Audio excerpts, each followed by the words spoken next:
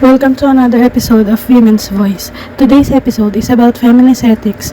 We aim to understand, criticize, and correct how gender operates within our moral beliefs and practices. The 21st century shall be the year where everyone can be comfortable to express themselves however they prefer. But still, sexual harassment and misogynistic remarks is unavoidable. The reason why Brevois, 1949, cited in Lennon 2019, commented that women's bodily habits structured their options when interacting with their environment.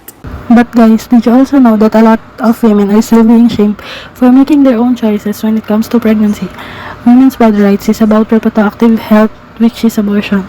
As per UNFA, Executive Natalia Kanem, women should have the right of autonomy to her body, which includes making her choices about their body without the fear of violence having someone else decide for her.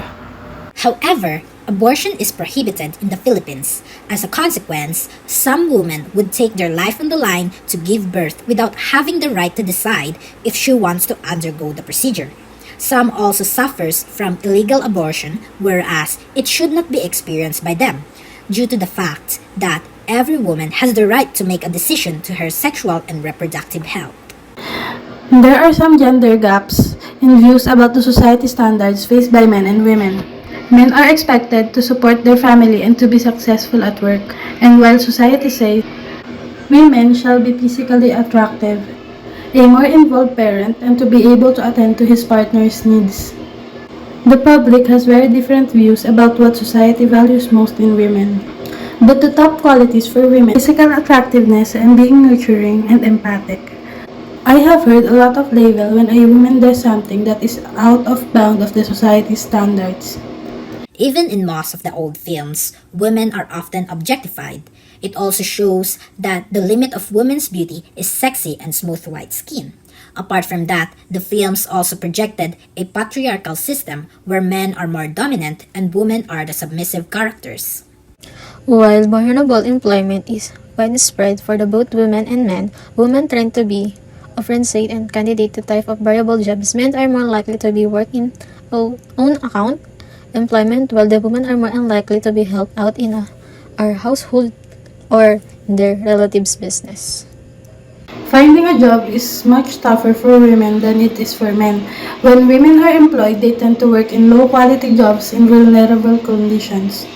Wait guys, I think we're forgetting something. Even though highlighting women's issues are important, have you guys noticed that during the lesson and the info we researched, there was never any mention of the non-binary nor LGBT communities? Well, that's one of the problems that feminism should aim to improve, because relying on the binarism of the feminism of the past would only marginalize and exclude people who identify as non-binary, gender fluid, and transgender from the discussion. One more thing guys, during the lesson, there was this quote that struck me the wrong way. I don't know if you guys also felt the same, but let me just show you the quote. You guys remember the lesson talked about the multiple burdens of women, right? Well, this quote ignores the complexity of the different kinds of burdens and its varying degrees. Your wealth, gender, sexual orientation, ethnicity, etc., depending on where you are, can affect what's the biggest contributor to your oppression. But doesn't that quote just mean that being a woman is an added burden to your other burdens? It's not as simple as that. It's fallacious to generalize women as the most oppressed. Other genders who are largely marginalized, like transgender men and women, is oppressed just as much or worse than women. They can't even go to the bathroom in public without being oppressed. Maybe that quote was made before transgender was more common, right? Deficiencies to their children. Even if that's the case, depending on the situation, men can be just as much or more oppressed than women, like unmarried fathers in Ireland who find it hard to gain equal rights in custody deficiencies to their children. The topics that have been discussed are the problems women have experienced since centuries. Ethics of feminism have shed a new light to women to show their capabilities and empower equality.